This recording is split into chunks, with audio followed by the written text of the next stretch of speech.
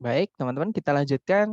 Hari ini kita sudah di chapter ke-7. Di chapter ke-7 nanti kita akan mempelajari sisa kelas kata yang belum kita pelajari untuk mengerjakan soal structure TOEFL, yaitu keterangan dan preposisi.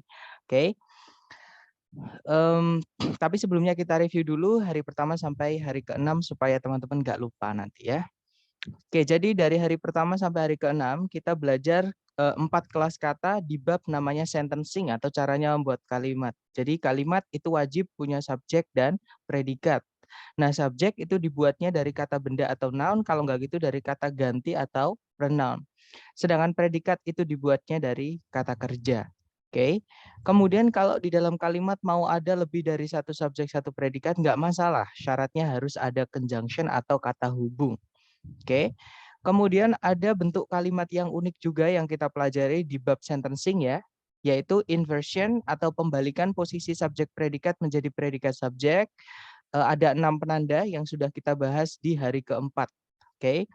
Kemudian ada bentuk kalimat yang unik lagi namanya double komparatif, yaitu the more ya teman-teman.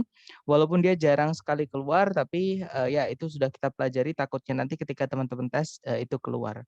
Nah, nanti kalau sudah dicek secara sentencing, teman-teman nggak menemukan masalah, berarti masalahnya adalah di phrasing.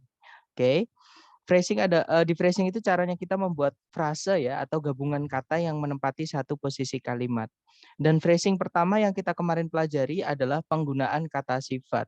Jadi kata sifat itu nanti tempatnya dia bisa nempel sebelum kata benda. Ya, entah kata benda itu di subjek, entah kata benda itu di objek, seperti itu.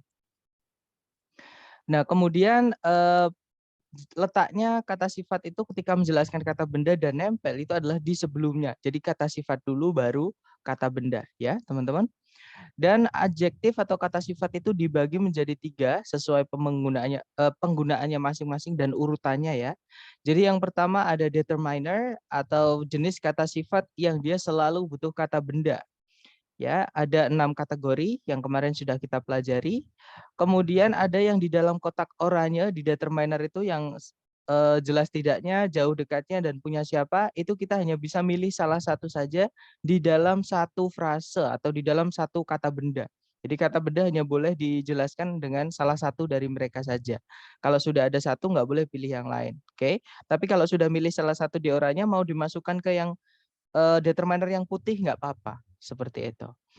Kemudian adjektif jenis kedua namanya deskriptif atau epitet. Ini adalah jenis kata sifat yang boleh tanpa kata benda. Jadi bisa berdiri sendiri tanpa kata benda. Tapi dia juga bisa menjelaskan kata benda tempatnya di sebelum kata bendanya. Ya, tempatnya di setelah determiner di sebelum kata bendanya. Seperti itu. Ada 8 kategori yang kemarin kita juga sudah pelajari ya, yaitu kualitas dan karakter bendanya, kemudian ukuran bendanya, kemudian umur atau suhu bendanya. Jadi boleh dibolak-balik kalau nomor 3 ini. Jadi boleh suhu dulu, kemudian umur ya, atau umur dulu kemudian suhu. Kemudian yang keempat ada participle atau verb ing dan verb 3 yang dia berdiri sendiri tanpa auxiliary, itu adjektif ya teman-teman. Kemudian ada shape, bentuknya bendanya seperti apa. Kemudian ada color, warna bendanya. Yang ketujuh ada asal, origin atau lokasinya, di mana tempat benda tersebut. Dan yang terakhir ada bahan benda tersebut. Jadi bendanya dibuat dari apa, seperti itu. Dan yang terakhir itu ada kata sifat yang dibuat dari kata benda. Namanya adalah noun adjunct. Dan noun adjunct ini ada 2 kategori ya. Ada yang dari kata benda asli, ada juga yang dari gerund yaitu verb ing. Yang fungsinya jadi kata benda. Seperti itu. Oke.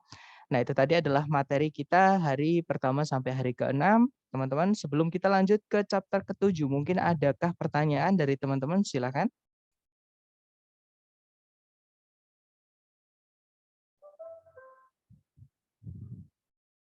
Nggak ada ya, teman-teman. Baik, kalau nggak ada kita lanjutkan materi kita. Kita lanjut ke chapter 7.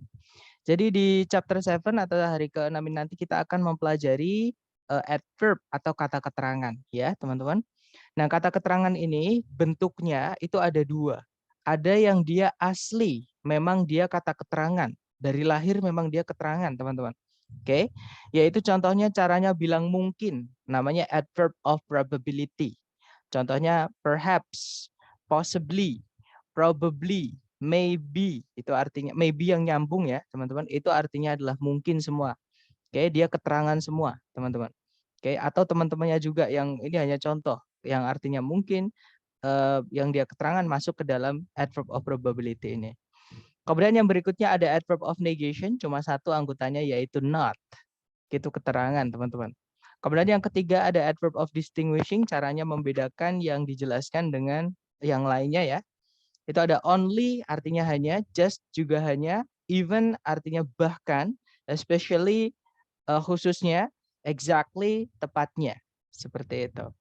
Kemudian ada adverb of degree, tingkatan. Kalau nggak gitu intensity, intensitas. Jadi untuk menanyakan seberapa besar misalnya, jadi seberapa ya. Contohnya ada kata really atau very atau extremely, artinya sangat. Rather artinya agak. More itu artinya lebih. Most itu artinya yang paling. Ya. Kemudian ada adverb of frequency atau seberapa sering ya, biasanya untuk kata kerja. Jadi contohnya ada never, tidak pernah, seldom, jarang, usually, biasanya, often, sering, always, selalu. Kemudian yang keenam ada keterangan cara atau adverb of manner. Contohnya ada slowly, dengan pelan. Jadi adverb of manner ini dia kata sifat yang ditambah dengan li ya teman-teman. Jadi kalau ada kata sifat ditambah dengan li itu umumnya adalah keterangan. Seperti itu. Contohnya slow itu pelan, kalau slowly dengan pelan. Beautifully dengan cantik atau dengan anggun, dengan elok. Well dengan baik. Joyfully dengan riang. Seperti itu. Kemudian ada keterangan tempat, contohnya ada here, di sini, there, di sana. Dan yang terakhir ada adverb of time atau keterangan waktu, contohnya ada now, sekarang, then, pada waktu itu, yesterday, kemarin, tomorrow, besok. Nah ini kalau dicek di kamus dia keterangan. Ya, jadi memang murni dia keterangan. Tapi ada juga teman-teman, keterangan itu yang dibentuk dari kelas kata lain, yaitu preposisi. Jadi preposisi contohnya in, on, at, kemudian ada for, ada by, ada with, itu semua preposisi. Dan ada banyak sekali preposisi. Ya, nggak cukup kalau dimasukkan ke dalam satu slide. Seperti itu. Nah, intinya adalah preposisi ini penggunaannya dia wajib ada kata benda setelahnya. Ya, semua preposisi harus ada objeknya, harus ada kata benda setelahnya. Kecuali satu, yaitu to. Kalau preposisi to itu boleh diikuti verb 1 ya teman-teman. Tapi selain to, preposisi apapun harus diikuti kata benda untuk dirubah jadi keterangan. Misalnya nih, sama-sama mau membuat keterangan cara. Tadi sudah ada adverb of manner yang pure ya, yang Lily tadi. Nah sekarang yang adverb of manner keterangan cara dibuat dari preposition. Contohnya adalah on foot, dengan jalan kaki. Atau ya misalnya ditanya, bagaimana tadi kamu ke sini? Bagaimana caramu ke sini? Nah, jawabnya adalah on foot, dengan jalan kaki, seperti itu. Kemudian ada teman-teman. Kemudian ada juga with a knife, dengan sebuah pisau. Kemudian ada like a diamond, seperti sebuah berlian. Seperti itu.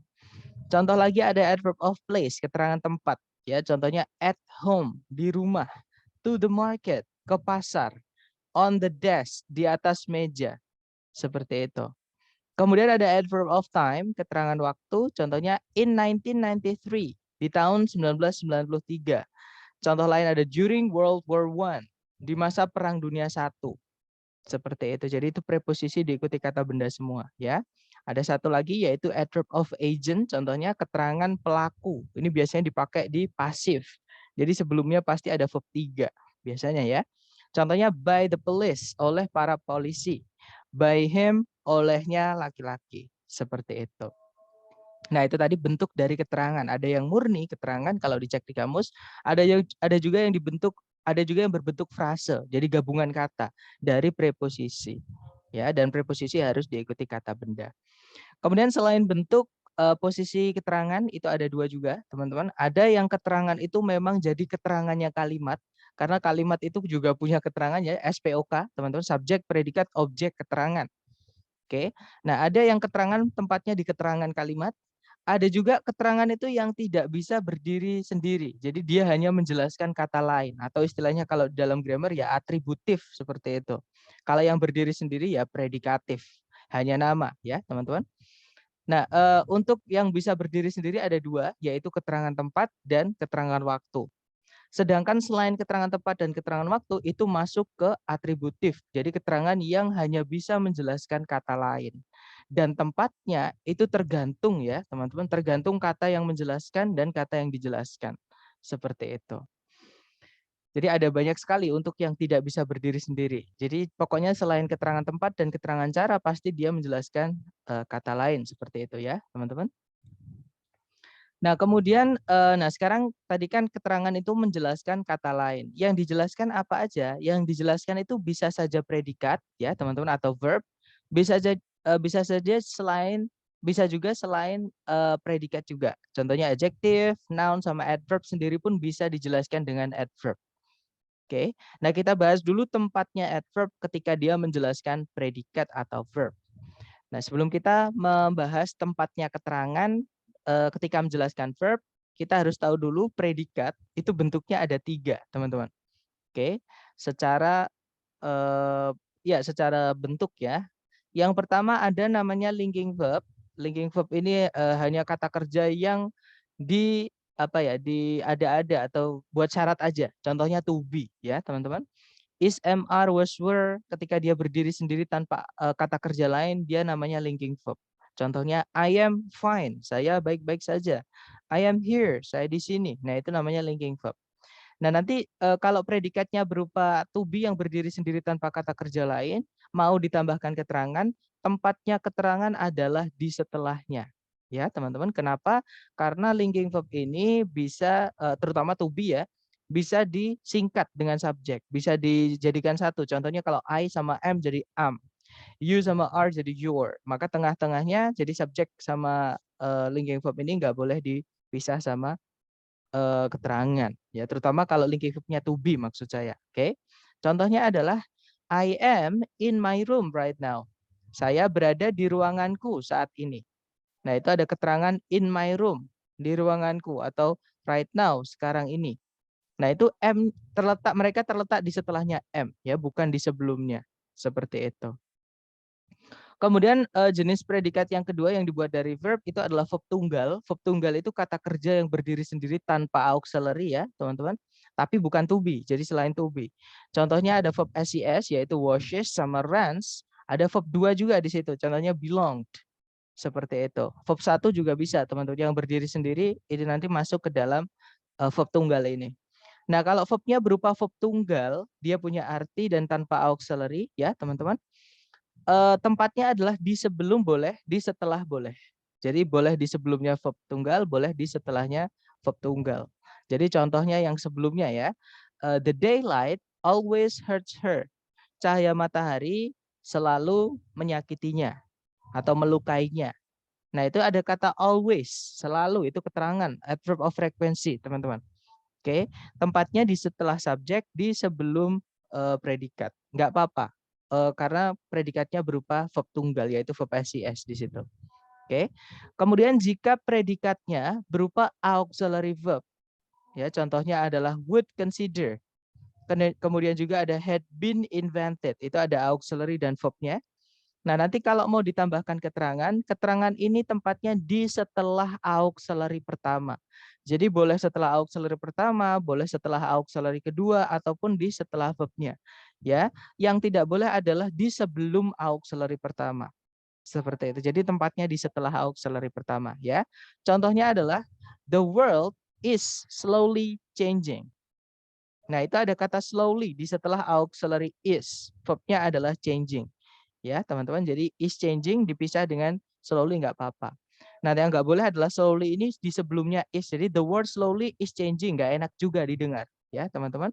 Jadi kalau ada auxiliary verb, auxiliary pertama dengan subjek jangan dipisah dengan apapun. Oke. Nah, itu tadi adalah penempatan keterangan di predikat, ya, teman-teman. Nah, sebelum kita lanjut ke keterangan yang tempatnya ketika dia menjelaskan selain predikat. Nah, kita bahas dulu mengenai auxiliary ya, karena ada istilah yang terlanjur disebutkan, yaitu auxiliary. Auxiliary itu apa? Jadi auxiliary itu adalah kata kerja bantu atau helping verbs. Jadi sebenarnya dia itu juga kata kerja, teman-teman. Oke, bedanya dengan kata kerja yang lain, auxiliary ini tidak bisa berdiri sendiri. Jadi harus ada kata kerja yang dibantu. Seperti itu. Jadi kata kerja membantu kata kerja lain. Seperti itu. Oke. Nah, fungsinya dia itu menambahkan arti atau menambah fungsi grammar pada kata kerja di predikat.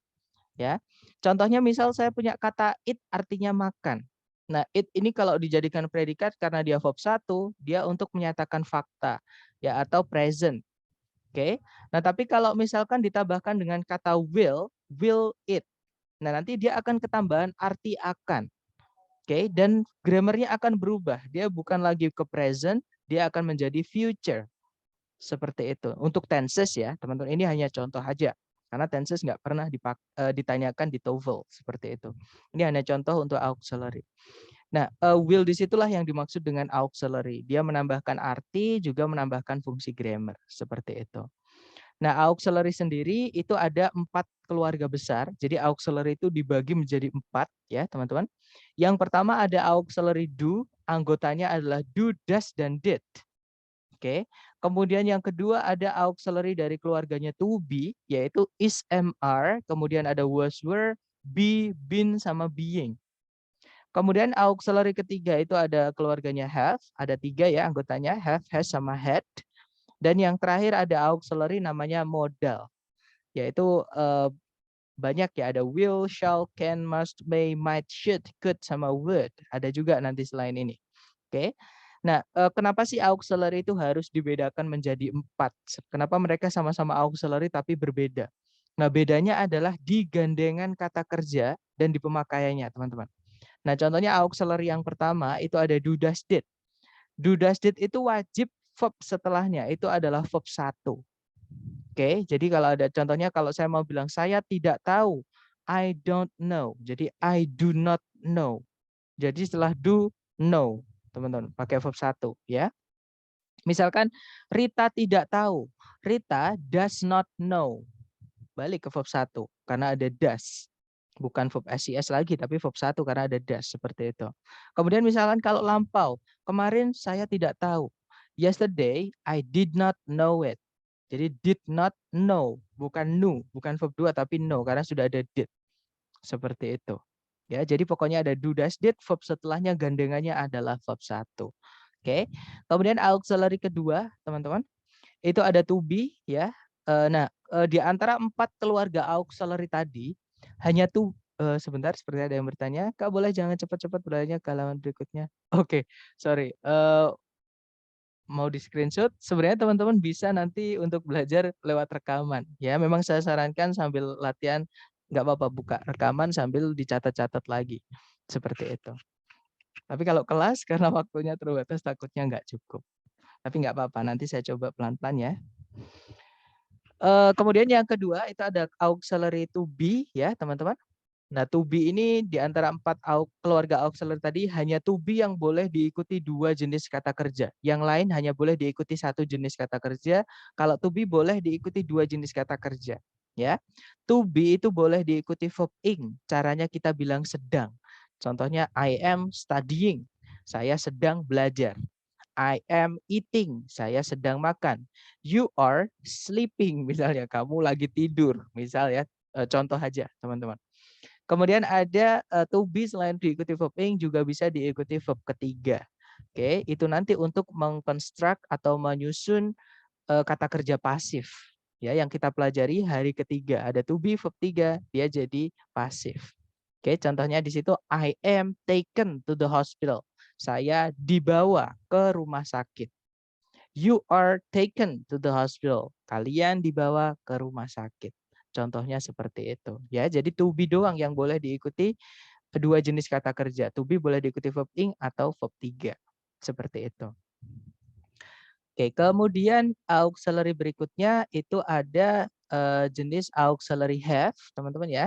Anggotanya ada 3, have, has, sama had. Yang mana dia wajib diikuti verb 3 setelahnya. Nah, have, has, had ini artinya sudah atau telah. Kalau di present, dia dipakai untuk menyatakan pernah. Jadi untuk bilang pernah, itu jangan pakai ever. Ya, teman-teman. Terutama di kalimat positif biasa.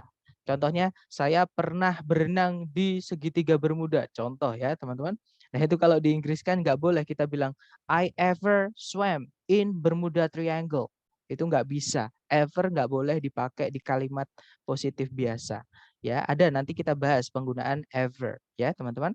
Nah untuk gantinya, untuk kita bilang pernah di kalimat positif biasa kita pakainya keluarganya have ini. Contoh, saya pernah berenang di segitiga Bermuda, ya sudah kita cukup bilang I have swum in Bermuda Triangle. Seperti itu. Oke, dan diingat-ingat ada have had harus diikuti verb 3.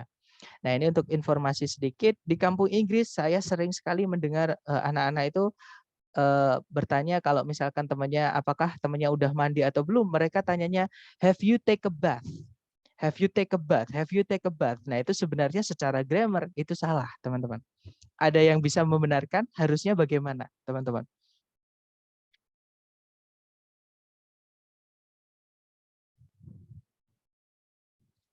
Atau saya tulis saja biar kelihatan ya, maksudnya kesalahannya di mana biar kelihatan. Nah, mereka bertanya apakah sudah mandi? Have you take a bath? Nah, ini salahnya di mana kira-kira, teman-teman? Ada yang tahu? Take-nya. Take-nya, that's right. Harusnya?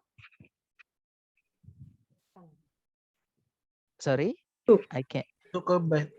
Kalau took verb 2-nya, have harus diikuti verb. Taken. Ya, that's right. Jadi harus diikuti verb 3 ya. Jadi harusnya have you taken a bath? That's right, teman-teman. Ya, tapi ketika kita ngomong nggak apa-apa, kalau di kampung ini salah itu udah biasa. Di tempat teman-teman kalau salah grammar nggak apa-apa. Yang penting teman-teman kalau mau speaking, speak up. Oke, ngomong. Salah nggak apa-apa karena itu biasa kita belajar ya. Nanti kalau ada temannya yang nggak tahu terus dibenerin, tapi jangan tersinggung seperti itu. Kemudian kita lanjut ke auxiliary terakhir ya teman-teman, yaitu modal. Kalau modal itu ada banyak sekali, yang mana setiap kata di modal itu masing-masing artinya beda. Contoh ada will artinya akan, ada shall artinya juga akan, dia juga bisa diartikan harus atau sebaiknya. Can itu bisa, mungkin, boleh. May itu artinya mungkin atau boleh. Must itu artinya harus atau pasti. Might itu artinya mungkin. Could itu artinya bisa tapi untuk di masa lalu ya, berarti kalau sekarang pakainya can tadi teman-teman. I can swim berarti sekarang saya bisa berenangnya. Tapi kalau I could swim, oke, nah itu berarti sekarang nggak tahu. Intinya dulu bisa berenang seperti itu. Sorry teman-teman, kepencet. Kemudian ada would, akan, tapi nggak terjadi ya, jadi hanya omong doang, biasanya di kalimat pengandaian. Contohnya, I would visit you if it's not raining. Saya akan mengunjungimu, atau I would be visiting you if it's not raining. Jadi saya pasti sedang mengunjungimu saat ini, seandainya tidak hujan. Nah, ada seandainya itu, jadi kebalikan. Jadi berarti artinya dia nggak mengunjungi si yang diajak omong karena hujan. Jadi akan yang tidak terjadi maksudnya seperti itu. Oke. Would juga bisa artinya maukah untuk pertanyaan ya, untuk pertanyaan yang sopan itu bisa pakai would. Would you mind misalnya, would you mind closing the door? Apakah kamu keberatan menutup pintunya? Seperti itu. Jadi untuk meminta tolong seperti itu. Kemudian ada should artinya sebaiknya untuk memberi saran ya. Dan ada juga modal itu yang berbentuk berbentuk gabungan kata. Walaupun kelihatannya ada lebih dari satu kata, tapi sebenarnya dia satu kata, teman-teman. Yang di bawah itu ya, contohnya ada had better. Nah, had better artinya sebaiknya. Jadi kalau ada had better harus diikuti verb 1. Hati-hati jangan tertipu dengan had-nya ya.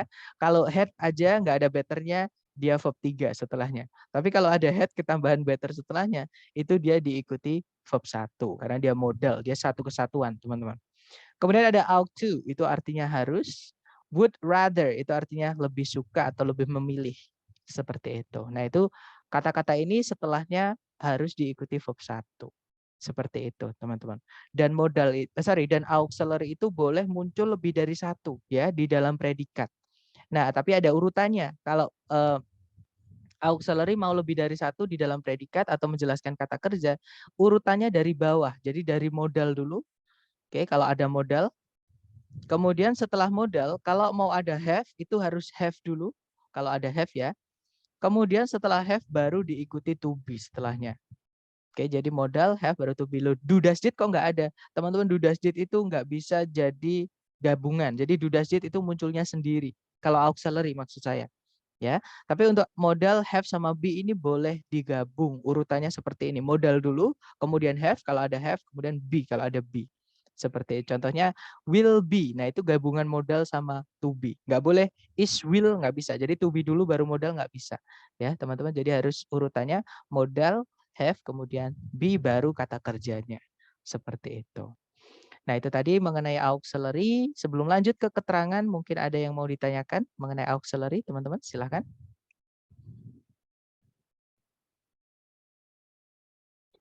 Sir, saya mau tanya, Boleh, Miss. Silahkan.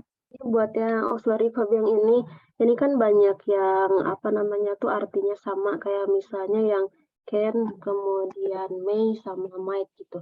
Itu perbedaan penggunaannya apa ya? Atau misalnya boleh pilih salah satu aja. Makasih. Oke, good question. Nah, misalkan ya caranya bilang mungkin ya, teman-teman, itu ada 3 cara. Bisa pakai can, bisa pakai may, bisa pakai might. Nah, sebenarnya perbedaannya nggak ada. Itu intinya kalau kita mau bilang mungkin boleh pakai can, boleh pakai may, boleh pakai might. Nah, jadi teman-teman boleh milih salah satu. Kalau di grammar di kampung Inggris itu ada, teman-teman. Dibuat kelas khusus kayak seolah-olah nggak ada materi lain kayak gitu. Nah, tapi maksud saya gini, maksud saya adalah nggak ada bedanya. Kalau teman-teman cek di kamus sama. Bahkan contoh ya, teman-teman, bedanya might sama may itu dijelaskan di Longman. Saya akan kirimkan hasil pencarian. Bentar ya, saya kirimkan gambarnya, teman-teman. Saya cari dulu might. Sebentar.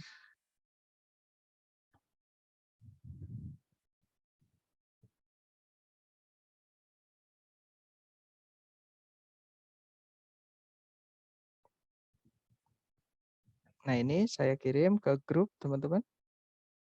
Oke, boleh dicek di grup ya, di grup WhatsApp. Saya barusan mengirimkan gambar hasil pencarian dari kata might. May ya. Nah, di situ di bawah itu yang saya kotakin, saya buletin merah itu ya, teman-teman.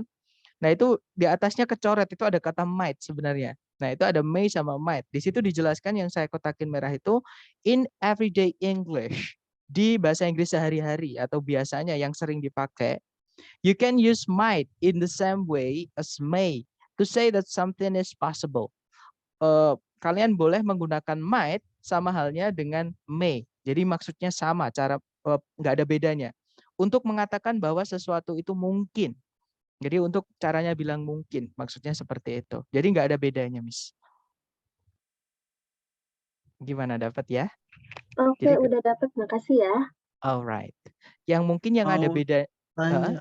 silakan, silakan, brother. Iya, iya berarti bukan masalah eh, lebih sopan mana gitu ya. Soalnya dulu sih pernah dilajarin guru les kalau penggunaan kayak may sama can gitu contohnya. Misalnya can I borrow itu lebih sopannya kalau may I borrow gitu. Apa bener gitu ya? No, I don't think so. Jadi you can use both. Jadi teman-teman, maksudnya you can use either one. Jadi kalian boleh memilih salah satu, tidak ada. Jadi bedanya sopan sama tidak sopan atau formal informal ya, teman-teman. Satu, ketika grammar teman-teman itu benar, itu sudah dianggap sebagai sopan atau bahasanya tertata, teman-teman itu sudah dianggap minimal sopan. Jadi dari grammar. Oke. Kemudian kalau yang kedua, semakin panjang bahasa teman-teman itu semakin sopan. Oke, kalau semakin pendek, nah itu biasanya untuk speaking itu biasanya untuk yang biar kita akrab. Jadi bukan kurang sopan enggak, teman-teman, tapi lebih sopanan ketika dia panjang. Contohnya, bolehkah saya meminjam? Itu ada cara can I borrow atau may I borrow your pen, for example ya, teman-teman. Dengan misalkan kita panjang-panjangkan. Would you mind if I borrow your pen? Nah, itu lebih sopan ketika lebih panjang. Would you mind if itu lebih sopan.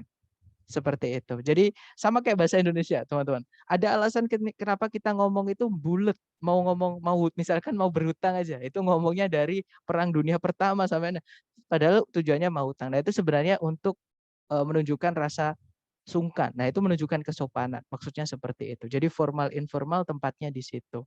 Tapi untuk penggunaan kata, saran saya teman-teman nggak usah beda-bedakan. Takutnya mau bilang ini pakai ini salah, mau bilang ini pakai ini salah. Takutnya ada mindset seperti itu. Sedangkan bahasa Inggris itu tidak sesulit itu teman-teman yang saya pelajari selama ini. Ya ternyata gampang. Kita aja yang ternyata kadang bikin aturan-aturan sendiri seperti itu. Jadi saran saya nggak hilangkan pemikiran yang kata ini harus ini, kata ini harus ini, seperti itu. Gimana, dapat maksud saya ya, teman-teman?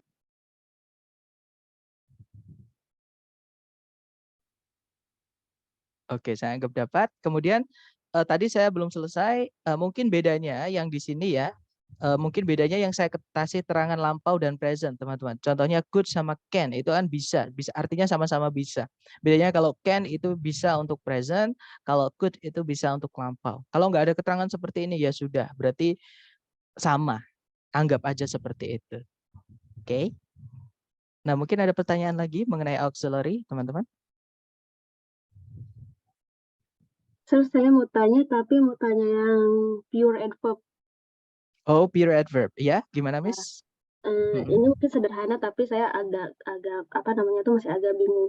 Ini kan buat ngejelasin yang adverb of manner. Itu kan misalnya kita mau bilang apa dengan pelan, slowly. Ya. Kemudian di situ ada yang dia tuh enggak berakhiran dengan ly. Kapan adverb of manner itu menjelaskan dengan itu tanpa ly gitu? Makasih. Oke, good question. Nah, teman-teman, jadi pembentukan ini berarti masuk ke pembentukan ya. Sama bahasa Inggris itu ada yang mengalami imbuhan ya. Contohnya yang kata kerja itu yang selama ini kita tahu ada yang diimbuhi ing, ada yang ditambahi sis, ada yang ditambahi apa namanya ed.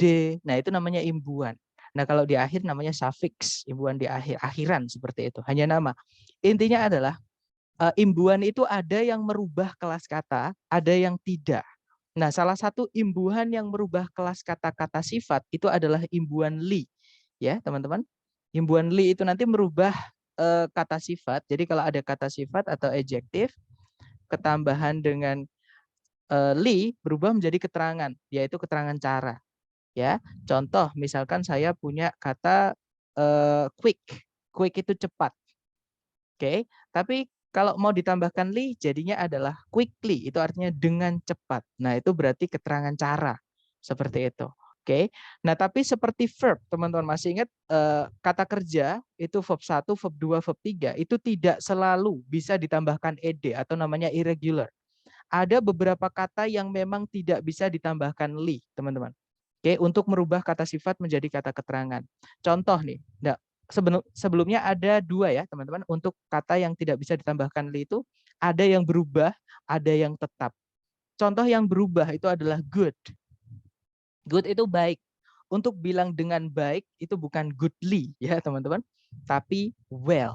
Well itu memang artinya sudah dengan baik. Seperti itu. Nah, tapi ada juga yang tetap. Jadi bentuknya keterangan sama kata sifatnya itu nggak ditambahkan li, teman-teman. Jadi yaitu kata fast. Nah, fast ini bentuknya apa namanya? Bentuk keterangannya, misalkan mau bilang dengan cepat pakai fast, itu juga fast, bukan fastly. Oke, jadi fast tetap, teman-teman. Oke, jadi bukan fastly. Nah, ini hanya namanya regular irregular. Ya, dan saran saya jangan dihafal. Intinya kalau teman-teman ada penasaran, kemudian menemukan kasus yang unik seperti ini, nanti ditulis. Karena kosakata itu bukan untuk dihafal ya, teman-teman, tapi dipahami terus dipakai seperti itu. Jadi saran saya ketika teman-teman misalkan di sini nih menemukan kata well artinya dengan baik. Nah, berarti intinya teman-teman bisa memahami kalau tidak semua kata sifat bisa ditambahkan li. Sama tidak semua kata kerja bisa ditambah ed yang dulu kita pelajari. Seperti itu, Miss. Nah, untuk kata sifat apa aja, nah saya sendiri juga nggak hafal. Karena ada banyak sekali kata sifat yang nggak bisa ditambahkan li. Seperti itu.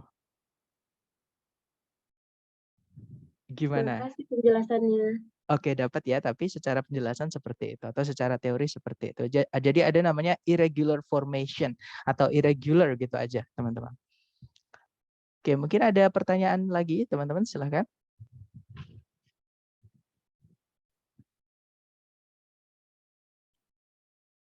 Nggak ada ya? Baik, kalau nggak ada kita lanjut ke keterangan yang menjelaskan selain predikat.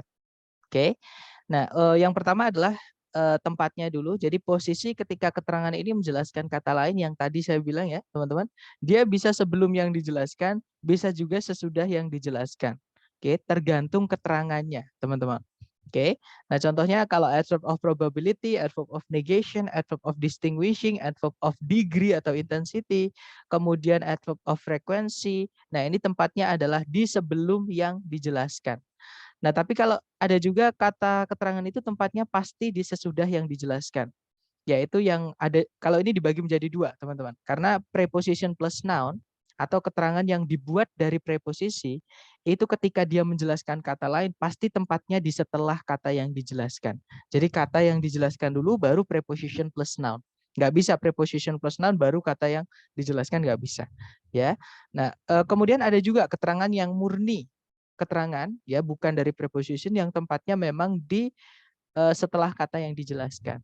Ya.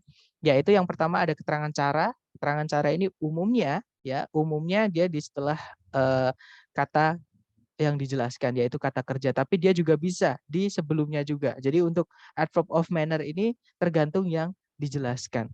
Dan adverb of manner ini terbatas, teman-teman. Hanya bisa menjelaskan kata kerja yang punya arti saja. Ya, kalau kata kerjanya misalkan to be itu nggak bisa dijelaskan pakai adverb of manner. Seperti itu. Karena misalnya dengan cepat. Dan dengan cepat apa? Misalkan berlari dengan cepat, belajar dengan cepat misalnya. Ya, tapi kalau misalkan I am quickly, saya dengan cepat. Nah, dengan cepat apanya? Karena dengan itu pasti menjelaskan pekerjaan, suatu aktivitas seperti itu ya. Kemudian ada adverb of place, keterangan tempat. Itu contohnya ada here dan there. Kemudian ada adverb of time. Nah, sama kayak manner tadi ya. Adverb of time ini menjelaskan kata kerja yang punya arti. Seperti itu. Kemudian yang berikutnya ada keterangan yang dibentuk dari preposition plus noun yang tempatnya adalah di sesudah yang dijelaskan ya, teman-teman. Contohnya ada keterangan cara tadi ya sama yang dibuat dari preposition, ada keterangan tempat juga. Ada keterangan waktu juga, dan satu lagi ada keterangan pelaku atau adverb of agent. Nah, sebenarnya ada juga di sini adverb of purpose, yaitu to verb 1. Nah, itu namanya adverb of purpose. Tempatnya di setelah yang dijelaskan. Silahkan kalau mau di screenshot dulu, teman-teman. Oke, kita lanjut ya ke yang berikutnya. Nah, sekarang tempatnya keterangan ketika dia menjelaskan adjektif atau kata sifat. Nah, keterangan ini kemarin kita sudah belajar adjektif ya. Adjektif ini umumnya tempatnya di sebelum kata benda dan ada 3 seperti ini, teman-teman. Walaupun kadang juga satunya nggak ada, satunya nggak ada. Intinya adalah ketika mau ditambahkan keterangan, adjektif yang menjelaskan noun ini bisa, disempilin keterangan bisa. Nah, nanti jadinya seperti ini, teman-teman. Oke, jadi yang pertama itu ada adverb of probability, sama adverb of negation, sama distinguishing. Adverb of distinguishing itu bisa muncul di sebelum determiner. Oke, teman-teman. Kemudian setelah determiner atau sebelum deskriptif, itu ada keterangan yang menjelaskan adjektif yang deskriptif, yaitu degree. Misalnya very big. Nah, itu tempatnya di sebelumnya big. Ya, bukan big very, bukan di setelahnya, tapi di sebelumnya. Ya, teman-teman. Kemudian ada frekuensi, misalnya ada often, ada frequently, ada commonly, dan seterusnya. Oke, itu jatuh di setelah determiner atau sebelum deskriptif. Oke, dan setelah kata benda pun mau ditambahkan keterangan itu boleh. Jadi kata benda itu juga bisa dijelaskan pakai keterangan, teman-teman. Tempatnya adalah di setelahnya. Ya, contohnya adalah big houses near that lake. Di situ ada kata benda houses dijelaskan sama kata big, kata sifat. Ya, tempatnya di sebelumnya kalau kata sifat dan dia hanya satu kata. Seperti itu. Nah, keterangannya itu keterangan tempat di setelah kata bendanya. Jadi big houses near that lake itu artinya adalah rumah-rumah yang besar di dekat danau itu. Seperti itu. Nah, selain keterangan tempat yang bisa menjelaskan kata benda dan tempatnya di setelahnya adalah keterangan tujuan atau maksud ya, yaitu to verb 1, teman-teman. Contohnya adalah a very crucial plan to heal the world. sebuah rencana yang sangat penting untuk memulihkan dunia. Contoh ya. Kemudian yang kedua ada keterangan tempat, tadi sudah ya, keterangan tempat near that lake itu di dekat danau itu juga keterangan tempat, teman-teman. Dia dibuat dari preposisi plus noun. Contohnya lagi ada an extremely dangerous species among all plants. Sebuah spesies yang sangat berbahaya di antara para tanaman atau di antara semua tanaman. Nah, ini keterangan posisi atau tempat sama aja. Oke. Kemudian ada juga adverb of time, contohnya adalah the most haunted house of all time. Rumah yang paling berhantu sepanjang masa. Seperti itu. Oke. Nah, kemudian kata sifat itu ada yang bisa berdiri sendiri ya, teman-teman, yaitu adjektif yang deskriptif. Ketika adjektif yang deskriptif ini berdiri sendiri, boleh juga dia dijelaskan dengan keterangan di setelahnya. Contohnya adalah afraid of spiders, takut dengan laba-laba. Seperti itu. Nah, untuk adverb yang tidak semua adverb punya nama ya, teman-teman. Of spiders ini nggak punya nama. Oke, tapi kalau susunannya ya itu keterangan karena preposisi diikuti kata benda seperti itu. Nah, selain of spiders, contoh lain ada adverb of purpose, contohnya adalah ready to go, siap untuk berangkat atau siap untuk pergi. Kemudian contoh lagi ada adverb of place, broken in the inside, rusak di dalamnya. Kemudian contohnya lagi adverb of time, born in 1999, yang dilahirkan di tahun 1999. Dan yang terakhir ada adverb of agent atau keterangan pelaku. Biasanya sebelumnya berupa verb 3 ya. Contohnya ada conducted by the scientists, yang dilakukan oleh para ilmuwan. Seperti itu. Nah, keterangan sendiri pun bisa dijelaskan dengan keterangan yang lain, teman-teman. Misalnya saya punya keterangan carefully, dengan hati-hati atau dengan teliti. Itu sebelumnya mau ditambahkan very itu boleh, ya. Nah, kalau very itu tempatnya pasti di sebelum yang dijelaskan. Contohnya very carefully, dengan sangat hati-hati. Seperti itu. Nah, sebelum keterangan yang bisa menjelaskan selain very atau degree ya, itu ada negation, contohnya not. Not carefully, dengan tidak hati-hati. Kemudian ada adverb of distinguishing, contohnya only carefully, hanya dengan berhati-hati. Seperti itu. Kemudian ada adverb of degree ya, contohnya very tadi ya, very carefully, seperti itu. Nah, itu tadi adalah keterangan ya, teman-teman. Jadi kita sudah menemukan semua kelas kata yang teman-teman perlu pelajari untuk bisa menggunakan tips dan triks dalam structure. Seperti itu, yaitu preposisi dan adverb tadi yang terakhir. Nah, sebelum kita lanjut ke penggunaan kata yang khusus, mungkin ada pertanyaan dulu dari ketujuh kelas kata yang sudah kita pelajari semua, teman-teman. Silahkan.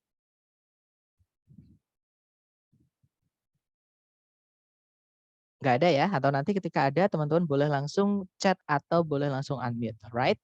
Kita lanjut ke kata yang penggunaannya khusus, teman-teman, atau special word. Jadi ada kata itu contohnya ini, really sama very artinya sama-sama sangat. Kelas katanya juga mereka satu keluarga, yaitu adverb of degree atau intensity. Ya, jadi caranya bilang sangat seperti itu. Nah, cuman penggunaannya beda, teman-teman. Bedanya di mana? Bedanya adalah kata very itu tidak bisa menjelaskan kata kerja, sedangkan really bisa, teman-teman. Oke, jadi very ini terbatas, dia nggak bisa menjelaskan kata kerja. Contoh nih, kalau saya mau bilang saya sangat mencintaimu, misalnya, itu yang umum sekali, yang gampang sekali. Nah, itu nggak bisa kita bilang I very love you, ya. Dan kita memang tidak pernah mendengar orang bilang seperti itu. Oke, nah untuk bilangnya kita I really love you, itu boleh. Jadi really boleh menjelaskan kata kerja, very tidak bisa, ya teman-teman. Nah, untuk contoh lagi misalnya aku sangat ingin pergi ke pantai. Sangat menjelaskan kata ingin yang mana dia adalah kata kerja. Ya, artinya want. Nah, karena kata kerja nggak boleh kita bilang I very want to go to the beach, nggak bisa. Tapi kita hanya bisa pakai really atau kita bisa pakai really tapi nggak bisa pakai very. Jadinya I really want to go to the beach. Seperti itu. Kemudian aku sangat lelah. Nah, lelah itu kata sifat ya, teman-teman, yaitu tired. Dia kata sifat atau adjektif. Nah, karena adjektif bukan verb, boleh kita pakai very, boleh juga pakai really. Jadi kita bisa bilang I am really tired atau I'm very tired. Seperti itu. Kemudian yang ketiga, aku tidak begitu mengerti tentang berita itu. Nah, sangat atau begitunya menjelaskan kata mengerti. Dia kata kerja atau verb. Nggak bisa kita bilang very know. Ya, tapi pakainya really know. Jadi, I don't really know about the news. Seperti itu. Kemudian yang keempat, liburan lalu benar-benar menyenangkan. Nah, menyenangkan ini kata sifat atau adjektif. Kalau kata sifat, boleh pakai very, boleh pakai really. Jadi nanti kalau ditranslate, last holiday was really exciting atau last holiday was very exciting. Seperti itu. Dan yang terakhir contohnya adalah, jadi kamu benar-benar mempercayai apa yang dia katakan tadi. Nah, benar-benar di situ menjelaskan kata mempercayai yang mana dia kata kerja, believe atau trust, ya. Nah, karena kata kerja, teman-teman, maka untuk bilang benar-benarnya di situ kita nggak bisa pakai very, bisanya pakai really. Nah, nanti kalau ditranslate, so did you really believe what she said? Seperti itu. Oke, nah itu tadi bedanya really sama very. Kemudian special word yang berikutnya, ya teman-teman, yaitu ada enough. Nah, enough ini uniknya ketika dia menjelaskan kata benda, tempatnya adalah di sebelum kata benda. Oke, karena dia kata sifat nanti enough-nya. Oke, tapi kalau enough menjelaskan selain kata benda, tempatnya adalah di setelahnya. Jadi setelah yang dijelaskan. Contoh, misalnya saya bilang aku tak punya cukup uang atau aku tak punya uang yang cukup untuk membeli mobil itu. Nah, cukup di situ menjelaskan kata uang, jumlah uangnya. Ya kan? Berarti karena uang itu kata benda, maka tempatnya cukupnya kalau ditranslate nanti sebelumnya. Jadi enough money seperti itu, bukan money enough, ya. Jadi I don't have enough money to buy the car. Seperti itu. Kemudian yang kedua, contohnya ada Diana cukup berani untuk menantang Rudolf. Nah, di situ cukup menjelaskan kata berani, yang mana berani itu adalah kata sifat, yaitu brave. Oke. Nah, karena dia kata sifat bukan kata benda, maka cukupnya nanti tempatnya di setelahnya. Jadi kalau ditranslate, Diana is brave enough to challenge Rudolf. Oke, teman-teman. Kemudian yang ketiga, dia cukup mahir berbahasa Inggris. Nah, cukup di situ menjelaskan kata mahir. Bahasa Inggrisnya mahir itu good. Contoh ya, teman yang paling sering. Nah, berarti cukupnya nanti tempatnya di sebelumnya atau di setelahnya, teman-teman. Sebelum. Uh, Sesudah. Good itu kata benda bukan? Good enough. Adjektif. Mahir itu kata benda bukan, teman-teman? Sifat. Kata sifat ya, mahir itu kata sifat, adjektif. Maka kalau ditambahkan enough, tempatnya adalah di setelahnya, bukan di sebelumnya, teman-teman. Jadi kalau diinggriskan, he is good enough at English. Seperti itu. Ya. Nah, kemudian enough ini kalau di TOEFL itu ada pengecualian, dia tidak bisa menjelaskan kata lain yang artinya sama-sama cukup. Ya, jadi kalau misalnya teman-teman menemukan di struktur bagian kedua atau error analisis, nah contohnya ada sufficient enough. Nah ini pemborosan teman-teman, cukup-cukup. Dua-duanya walaupun secara grammar benar ya, adjektif dulu baru enough, tapi adjektifnya di situ artinya cukup. Nah, nggak enak diartikan, jadi dianggap salah. Seperti itu. Sama, adequate enough itu artinya cukup-cukup, teman-teman. Sama-sama artinya cukup, nggak bisa. Jadi pilih salah satu aja. Ya. Oke, kemudian mungkin ada pertanyaan dulu, teman-teman, silahkan. Nggak ada ya. Kalau nggak ada lanjut ke special word yang berikutnya yaitu penggunaan kata ever yang saya bilang tadi. Ever ini tidak bisa dipakai di kalimat positif biasa, teman-teman. Nah, ever ini dipakainya adalah di kalimat yang pertama yang ada yang palingnya. Jadi superlatif atau caranya bilang yang paling. Contohnya, platypus adalah hewan yang paling aneh. Oke. Nah, ini baru boleh pakai ever. Nanti kalau diinggriskan, platypus is the weirdest animal ever. Seperti itu. Jadi boleh pakai ever di situ karena ada kata the weirdest, ada us atau most, yang paling itu boleh pakai ever. Oke. Kemudian selain superlatif ada juga di kalimat tanya, walaupun kalimat tanya tidak pernah jadi masalah di TOEFL ya, tidak pernah ada jenis soal yang berakhiran dengan tanda tanya di TOEFL structure. Jadi ini hanya pengetahuan aja, ever boleh dipakai di kalimat tanya. Contohnya, apakah kamu pernah ke Kawah Ijen? Nah, kalau diinggriskan, have you ever been to Kawah Ijen? Atau have you been to Kawah Ijen juga boleh. Jadi pakai ever boleh, enggak juga enggak apa-apa. Ya, dia boleh karena di kalimat positif. Di kalimat tanya maksud saya, sorry. Kemudian yang ketiga itu kalimat negatif, teman-teman, itu juga boleh pakai ever. Contohnya adalah tak satu pun yang pernah dibuat manusia itu bertahan selamanya. Nah, itu kalau di Inggris kan nothing's ever built to last. Nah, itu dari lagunya Green Day ya, yang judulnya kalau nggak salah 21 Guns.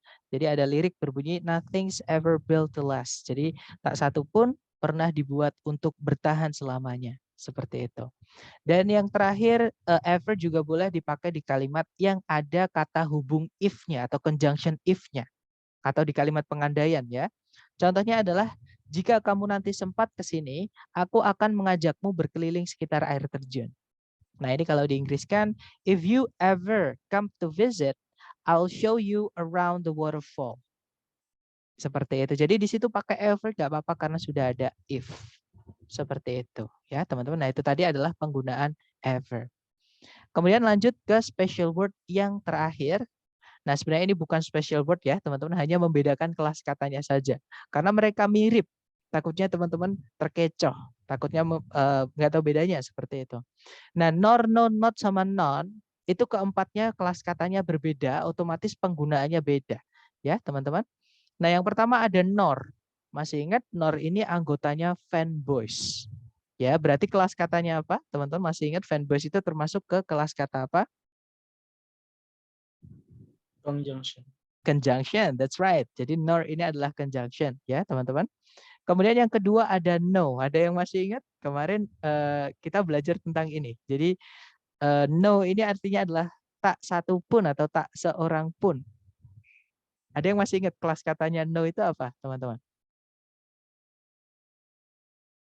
Phrase. Iya, di Phrasing. phrasing yang pertama kemarin kita belajar apa? Kelas katanya.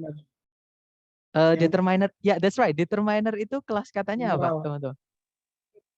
Ya, dia determiner yang numeral. Kelas katanya determiner itu apa? Kan Kata sambungan artikel. dia ke determiner benar yang numeral. Adjective. Ya, dia adalah adjektif atau kata sifat. Jadi determiner itu adalah salah satu dari adjektif ya, teman-teman. Jadi dia termasuk ke adjektif yang determiner. Gak apa-apa dimasukkan ke artikel, gak apa-apa, ke numeral juga nggak apa-apa ya teman-teman, karena no ini dia jumlahnya tidak jelas. Nah, di artikel itu ada jelas tidak jelasnya seperti itu. Kemudian yang berikutnya ada not.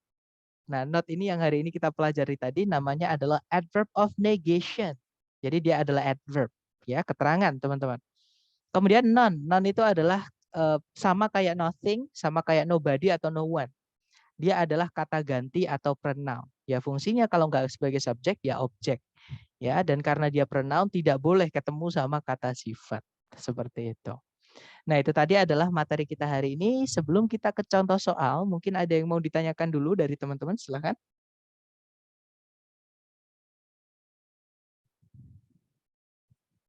Nggak ada ya? Oh, silakan, Miss. Iya kan materi hari ini banyak banget gitu ya. Nah, yang sejauh setahu itu seberapa sering materi ini dikeluarkan di TOEFL, kemudian yang paling sering keluar itu yang mana ya gitu, biar kita juga aware pas nanti belajar. Makasih.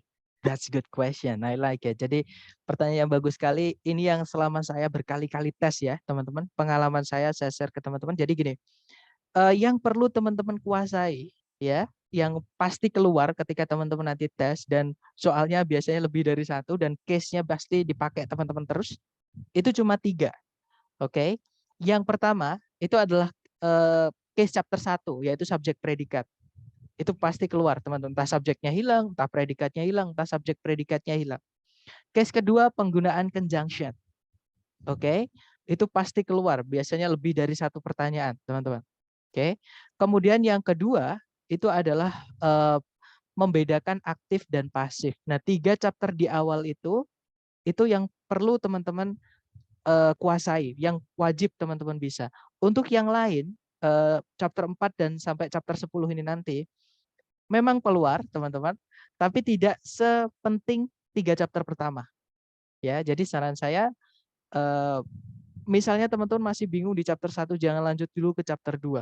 Hajar terus latihan. Misalkan latihan yang saya kasih udah habis, minta lagi ke saya, nanti saya saya masih banyak soal-soal latihan ya teman-teman, seperti itu. Syaratnya soal itu dihabiskan dulu. Nanti kalau ada pertanyaan apa-apa bisa japri saya, nanti saya bantu lewat WhatsApp, seperti itu. Dan satu lagi, TOEFL ini musuhnya teman-teman adalah di vocab. Makanya dari awal saya bilang kalau nemu vocab baru ditulis ya teman-teman, takutnya nanti ketika tes vocab itu akan keluar lagi. Dan memang bahasa formal ya, terutama kata kerja, di kata kerja teman-teman. Ya itu aja. Misalnya mau bilang terjadi ya pasti pakai occur.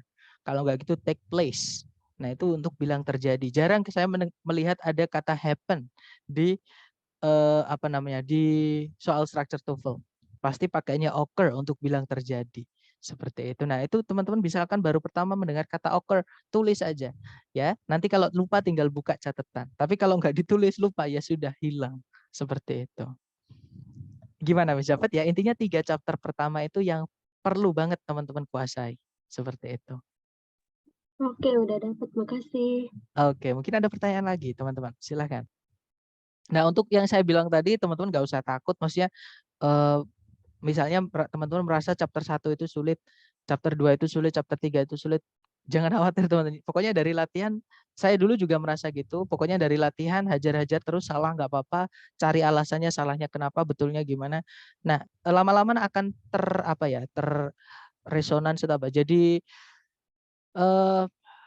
akan ingat. Jadi akan ketika menemukan soal seperti itu lagi ya, oh dulu pernah saya salah ini, harusnya ini. Dan kalau kita dibenerin karena salah, itu lebih jelek teman-teman, lebih teringat daripada kita nggak dibenerin seperti itu. Jadi kita tahu sendiri itu lebih jelek ketika kita dibenerin seperti itu. Mungkin ada pertanyaan lagi, teman-teman? Nah, maksud saya lebih jelek itu biar lebih teringat ya maksudnya. At the end of class nanti apa ada tesnya? Ya, that's right. Untuk meeting ke-20 nanti kita adakan preparation test ya teman-teman.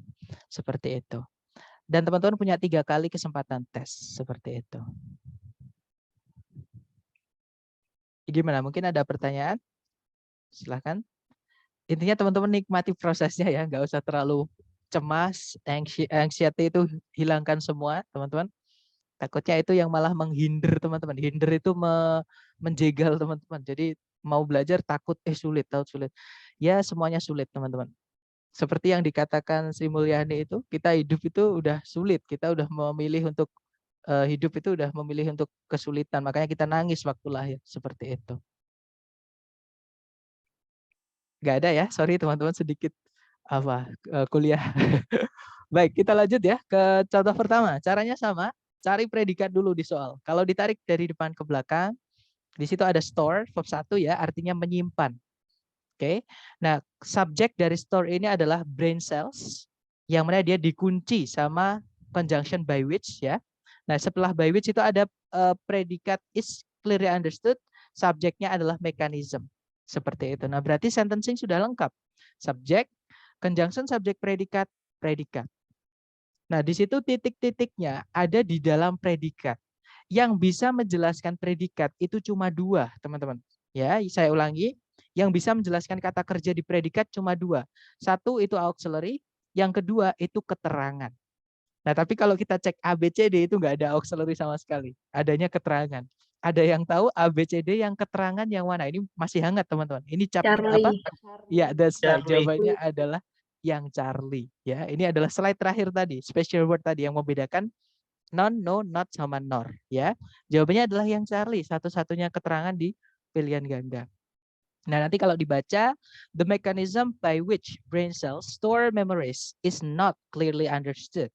Kalau diartikan cara bagaimana bagaimana sel-sel otak menyimpan ingatan itu tidak dipahami dengan jelas atau secara jelas. Seperti itu. Itu contoh pertama. Mungkin ada pertanyaan dulu, silakan. Nggak ada ya, teman-teman. Lanjut ke contoh kedua. Caranya sama, cari predikat dulu. Di situ ada kata are, adalah predikat, subjeknya amobas. Kemudian kalau ditarik ke belakang lagi, sudah tidak ada penanda subjek predikat lagi. Artinya kalimatnya sudah lengkap. Oke, sentencing nggak ada masalah. Berarti masalahnya di phrasing. Kita cek. Nah, predikatnya pakai to be. To be itu pasti berdiri sendiri, teman-teman. Oke, berarti di sini titik-titiknya ini menjelaskan kata setelahnya, yaitu kata small. Small itu adalah kata sifat. Dan yang menjelaskan kata sifat itu cuma satu, yaitu keterangan. Ya, teman-teman. Cari A, B, C, D yang keterangan. Yang alpha, to itu adalah keterangan. Kita tahan dulu. Yang bravo, and, conjunction fanboys harus menghubungkan dua yang sama. Kalau yang sebelumnya verb, setelahnya nggak boleh adjective. Nggak nyambung. Ya, teman-teman. Berarti bravo nggak bisa.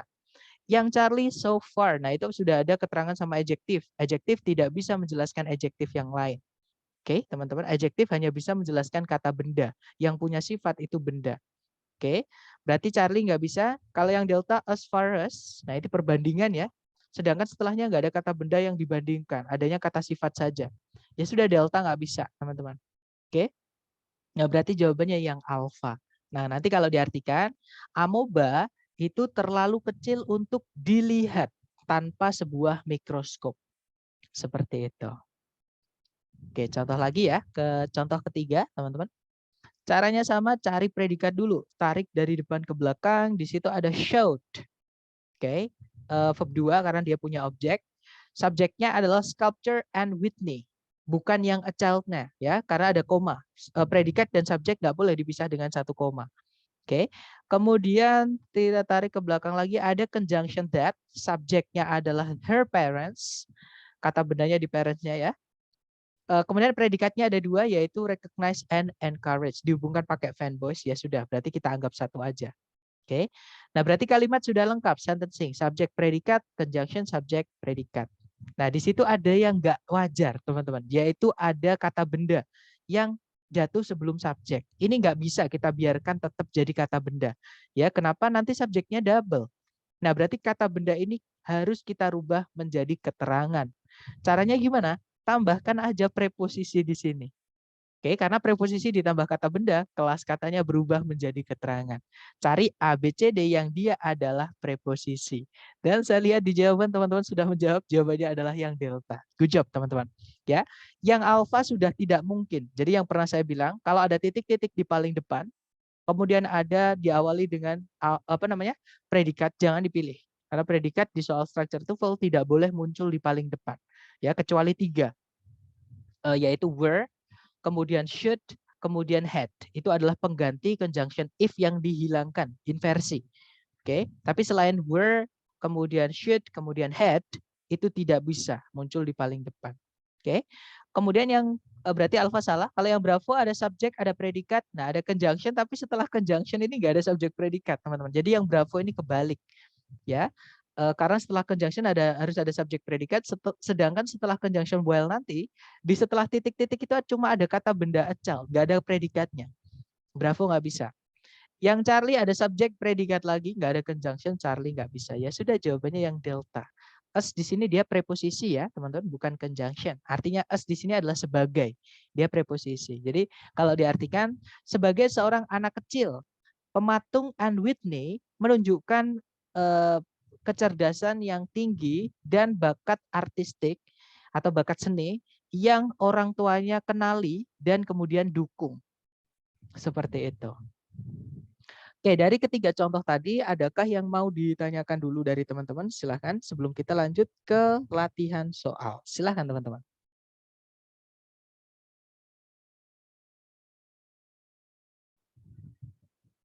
Nggak ada ya? Baik, kalau nggak ada, kita langsung ke latihan soal saja. Kalau gitu, di sini ada satu soal seperti biasa, waktunya 30 detik dimulai dari sekarang. Silahkan teman-teman.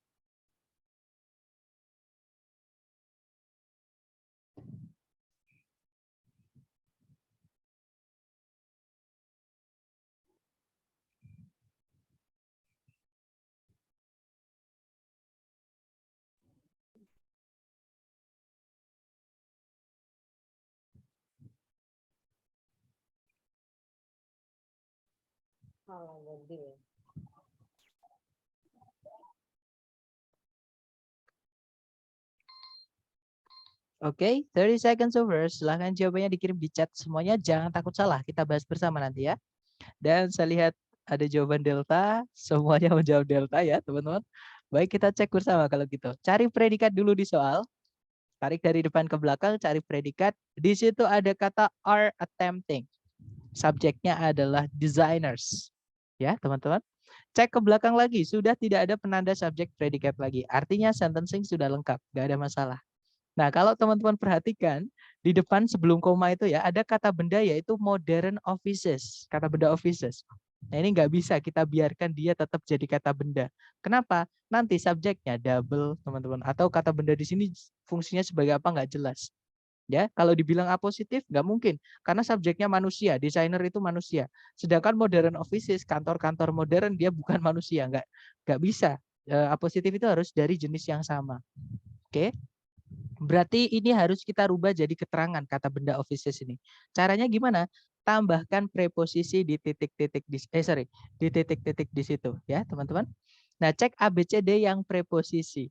Nah, ABCD preposisi cuma satu, teman-teman, yaitu yang Charlie. Jawabannya Charlie ya. Kalau yang delta once, itu keterangan, teman-teman. Keterangan itu tidak merubah kata benda, tidak merubah kelas kata benda. Ya, yang merubah itu preposisi. Seperti itu. Nah, kalau kita masukkan yang delta nanti, tetap ada kata benda di sini.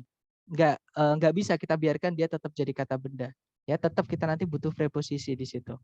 Oke. Nah, ABCD jawabannya yang Charlie ya. Nanti kalau diartikan bersamaan dengan kantor-kantor modern yang semakin bermesin, para desainer itu berupaya atau sedang berusaha untuk menyesuaikan bangunan-bangunan tadi atau menyesuaikan mereka dengan interior-interior yang tidak terlalu banyak ukirannya, jadi polos dan lebih santai atau lebih hangat. Seperti itu. Karena banyak mesin-mesin, contohnya kulkas, TV misalnya, atau CCTV. Nah itu kalau misalkan ada ukiran-ukirannya nggak bisa nempatin itu. Seperti itu, nggak bisa nempel. Jadi butuh sudut yang lancip seperti itu, teman-teman. Oke, jawabannya yang Charlie ya. But it's okay, kita lanjut lagi ke nomor 5, teman-teman. Dicoba lagi 30 detik, dimulai dari sekarang, silahkan.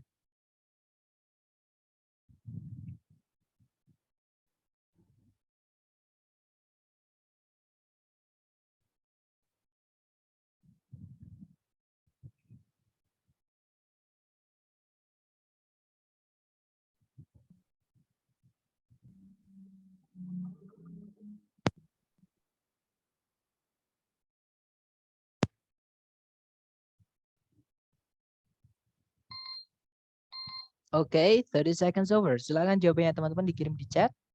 Baik, ada jawaban delta, delta, delta, dan saya lihat semua menjawab delta. Baik, ada juga bravo. Baik, bravo atau delta. Mari kita cek bersama, teman-teman.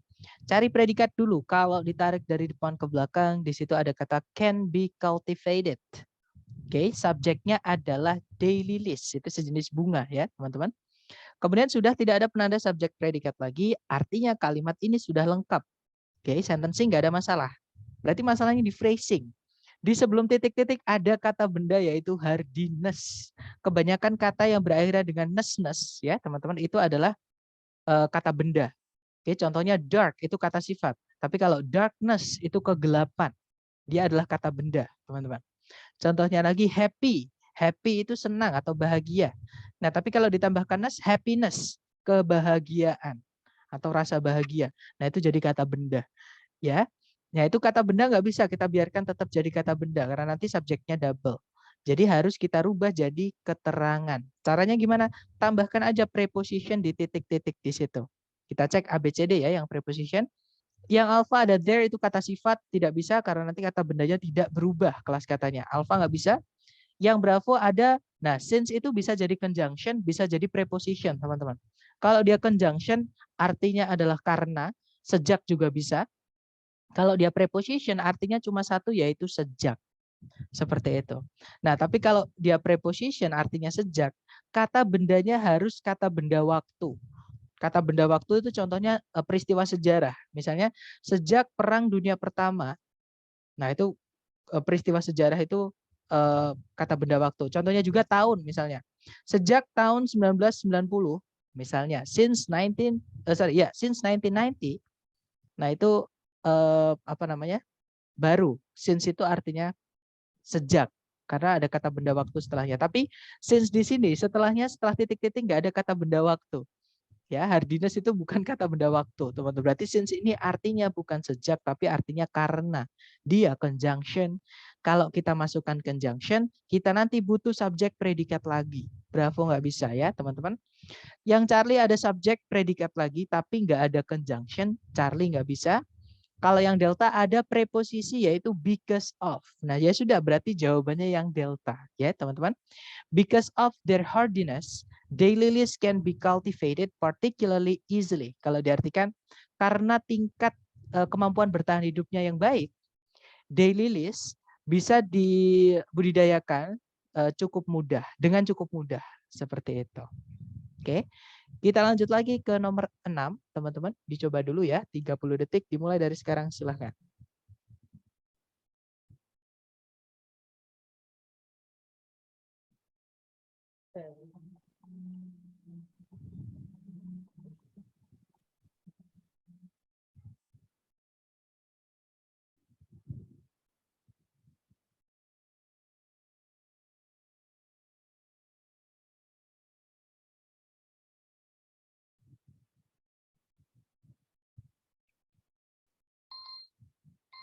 Oke, 30 seconds over. Silahkan jawabannya teman-teman dikirim di chat ya.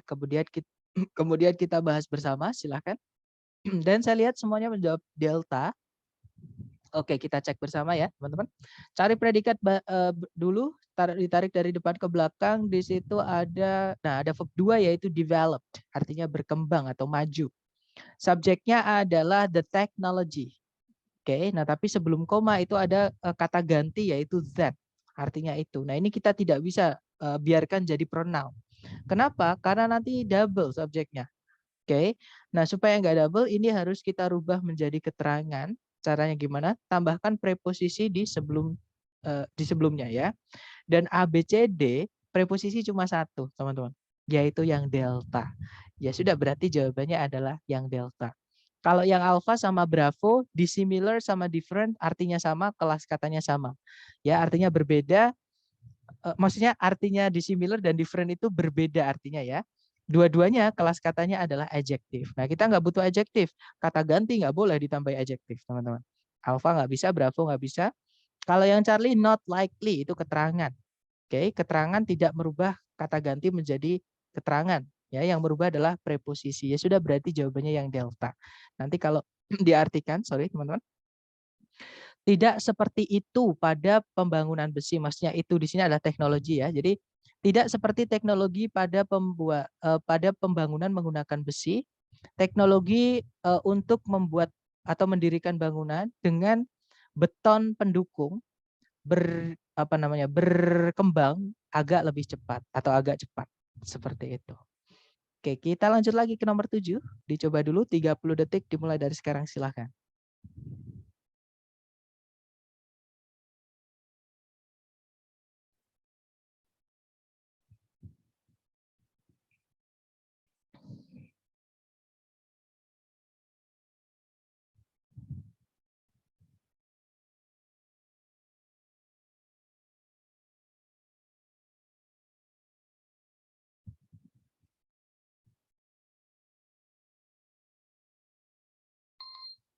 Oke, 30 detik sudah habis, teman-teman. Silahkan jawabannya dikirim di chat ya. Baik, ada jawaban delta, delta, delta, dan saya lihat semua menjawab delta. Mari kita cek bersama.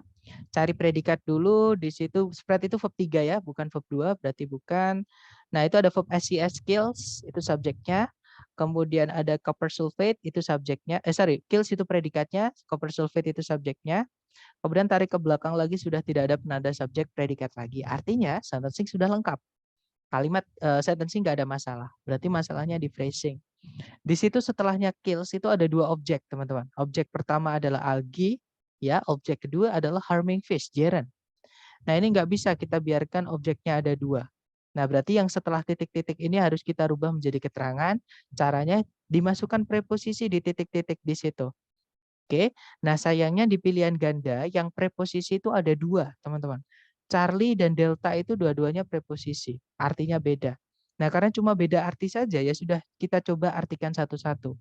Kalau kita masukkan yang Charlie, copper sulfate yang disebarkan dalam jumlah yang secukupnya membunuh alga kecuali membahayakan ikan atau invertebrata air. Itu kalau yang Charlie, teman-teman. Kalau yang Delta, copper sulfate yang disebar dalam jumlah yang cukup membunuh algae tanpa membahayakan ikan atau invertebrata air. Nah, yang enak adalah yang Delta. Berarti jawabannya yang Delta. Ya, berarti masuknya ke konteks atau makna, teman-teman. Jadi kalau ada dua, kita butuh preposisi, kemudian di pilihan ganda ada lebih dari satu, cara satu-satunya yaitu diartikan, ya, teman-teman.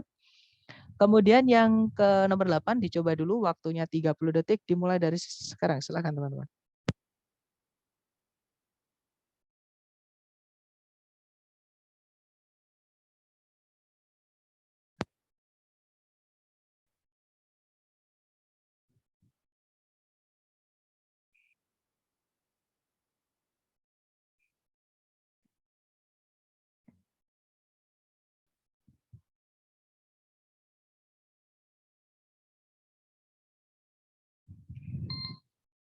Oke, 30 detik sudah habis. Silahkan jawabannya teman-teman dikirim di chat ya. Baik, ada jawaban Alpha, ada juga Bravo, dan Charlie. Oke, kita cek bersama. Caranya sama, cari predikat dulu. Di situ ada kata spurt, artinya mendukung atau mensupport ya, teman-teman. Sama, support, spurt itu sama. Subjeknya adalah the development. Kemudian hati-hati dengan with which, itu bukan conjunction teman-teman ya. Memang mirip kayak conjunction tapi dia bukan conjunction. Kenapa? Karena setelahnya nggak ada subjek predikatnya. Berarti itu bukan conjunction. Aturan conjunction itu setelahnya harus ada subjek predikatnya.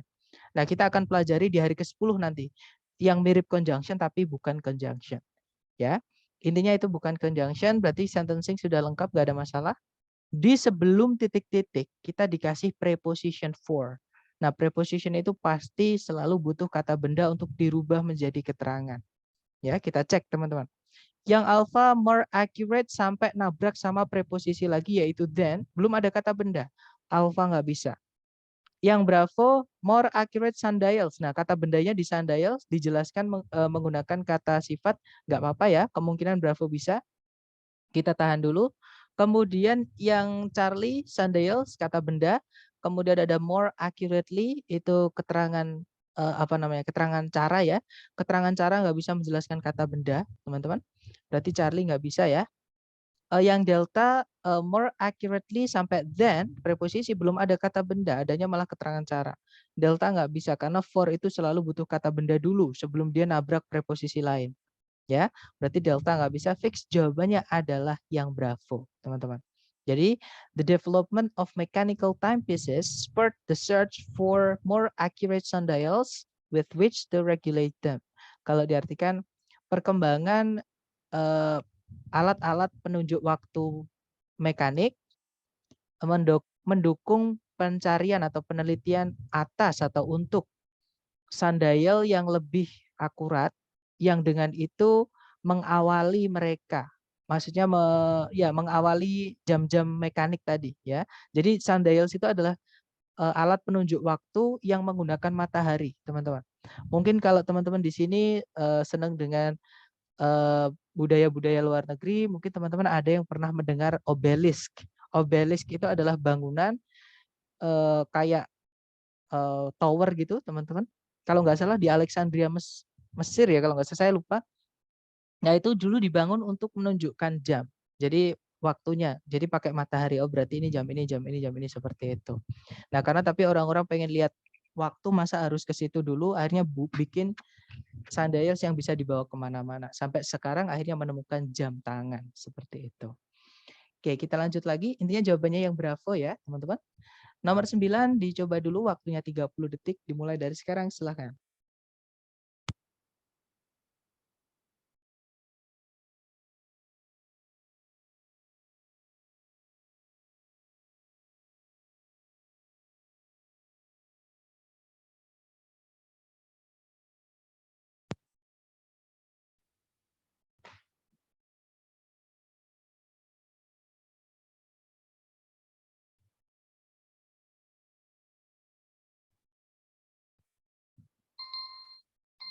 Oke, 30 detik sudah habis, teman-teman. Silahkan jawabannya dikirim di chat ya.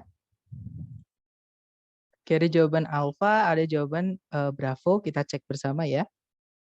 Tarik dari depan ke belakang, cari predikat. Di situ ada was. Subjeknya adalah Manchester. Terus tidak ada subjek predikat lagi ya, berarti kalimat sudah lengkap. Nah, sebelum sebelum koma itu ada kata benda one time. Ini harus kita rubah jadi keterangan. Caranya kita tambahkan preposition di titik-titik. Nah, sayangnya A, B, C, D itu semuanya preposition, teman-teman. Nah, berarti kita kembali ke kata benda yang dijelaskan tadi. Kata bendanya adalah time. Ya, time itu kalau pakai kata time ya, terus ada penjumlahnya seperti ini, misalkan one time. Kemudian maksudnya time di sini masa.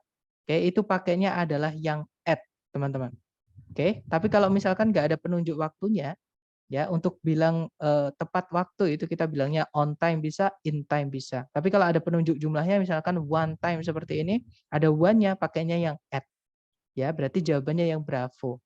Oke, jadi at one time, Manchester was the home for the most productive cotton mills in the world. Kalau diartikan pada satu masa atau pernah seperti itu ya, pernah sekali Manchester itu menjadi rumah bagi pabrik-pabrik kapas yang paling produktif di dunia.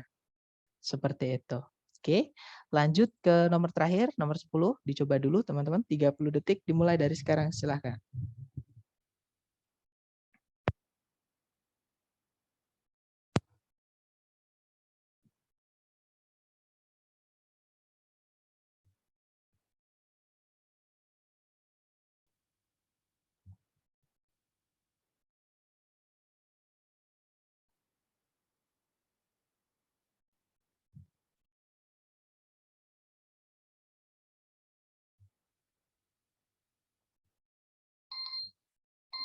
Oke, 30 detik sudah habis. Silahkan jawabannya dikirim di chat, teman-teman.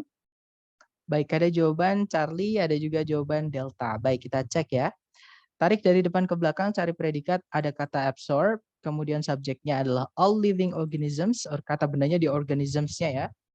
Kemudian sudah tidak ada penanda subjek predikat lagi, artinya sentencing nggak ada masalah. Nah, di situ setelah kata absorb ada dua objek, yaitu carbon 14 sama their existence, yang mana nggak boleh. Nah, harus berarti objek yang kedua atau setelah titik-titik ini kita rubah jadi keterangan. Caranya ya kita masukkan preposisi di titik-titik di situ. Oke. Nah, tapi sekali lagi di A, B, C, D itu semuanya adalah preposisi, teman-teman. Ya sudah kita artikan satu-satu ya. Yang alfa dulu, semua makhluk hidup secara terus-menerus menyerap radiokarbon di luar keberadaan mereka atau di luar hidup mereka. Itu kalau yang alfa. Nah, kata kunci teman-teman sebenarnya dari kata constantly, secara terus-menerus. Ya, berarti ngomongin tentang durasinya atau waktunya. Bukan tempatnya ya, berarti alfa bukan. Kalau yang bravo, about itu tentang. Jadi kalau diartikan semua makhluk hidup secara terus-menerus menyerap radiokarbon tentang keberadaan mereka atau hidup mereka. Bukan ya. Bravo bukan. Kalau yang Charlie, semua makhluk hidup secara terus-menerus menyerap radiokarbon di sekeliling hidup mereka. Oke, kalau yang delta, semua makhluk hidup secara terus-menerus menyerap radiokarbon di sepanjang hidup mereka. Nah, yang paling enak dari kata constantly tadi yang ngomongin waktu, teman-teman. Nah, dan ABCD yang preposisi untuk waktu hanyalah yang delta. Berarti jawabannya ya delta, teman-teman. Oke, kalau yang Charlie sama yang alpha itu dua-duanya untuk ngomongin keterangan tempat. Jadi out itu di luarnya apa, around itu adalah di sekelilingnya apa. Jadi nggak mungkin ada dua yang sama ya, atau dua jawaban nggak bisa. Berarti jawabannya yang delta, teman-teman. Seperti itu. Nah, itu tadi adalah materi kita mengenai keterangan ya, yang mana menutup bab kelas kata, maksudnya menutup ketujuh kelas kata yang perlu kita kuasai dan fungsinya masing-masing, seperti itu. Sebelum saya tutup, mungkin ada yang mau ditanyakan, silahkan teman-teman.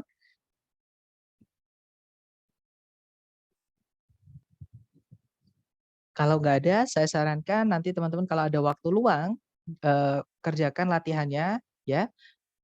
Dicoba dulu, jangan takut salah. Nanti kalau butuh apa-apa bisa japri saya, ya teman-teman. Kok makin tricky ya materinya jadi pusing jadi. Nah, saran saya itu tadi. Jadi hajar pakai latihan, ya teman-teman. Saya dulu juga ngerasa kayak gitu. TOEFL itu kok makin lama makin sulit kayak gitu. Tapi ternyata waktu sering-sering tes ya, alhamdulillah saya dapat dapat mudahnya. Nah, saya harap teman-teman juga ngerasain yang saya rasakan, jadi hajar latihan ya, teman-teman. Dan mumpung masih ada, maksudnya masih bisa komunikasi sama saya ya. Walaupun teman-teman itu sudah lulus masih bisa juga komunikasi sama saya, tapi mungkin akan sering ketumpuk chatnya dengan yang kelas-kelas baru seperti itu, karena saya chat-chat itu ada yang saya pin, teman-teman. 3 chat itu pin grup. Kemudian misalkan kalau saya ada kelas di luar ya kelas itu, kemudian ada apa lagi, saya itu biasanya 3 yang saya selalu pin seperti itu. Intinya coba terus ya teman-teman, jangan takut sulit itu normal seperti itu. Oke, lanjut. Kalau gitu see you next time teman-teman. Thank you for having me today. Wassalamualaikum warahmatullahi wabarakatuh. Thank you, sir. Okay guys, Waalaikumsalam warahmatullahi wabarakatuh. all right, have a nice day everyone.